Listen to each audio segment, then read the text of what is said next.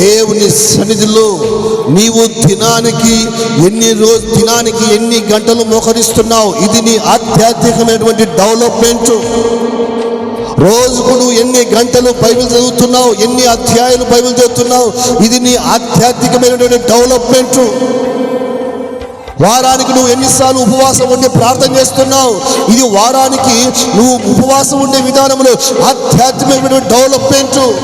వారానికి నువ్వు ఎన్నిసార్లు మందిరానికి వస్తున్నావు, ఇది నీ ఆధ్యాత్మికమైన డెవలప్మెంట్. ఊరికే Fair and Lovely scent powder కొట్టుకుంటే కాదు సరిపోయేది. దేవునిలో మనం ఎంతవరకు ఎదిగాం, దేవుని సన్నిధిలో మనం దేవుని దగ్గర నిలబడినప్పుడు నీ ఆధ్యాత్మిక స్థితి ఎలాగో ఉంది? మొదట నీ స్థితి కొద్దిగా, ఇప్పుడు మహా అభివృద్ధిలోకి వచ్చావా, లేకపోతే ఇంకా అక్కడే ఉన్నావా?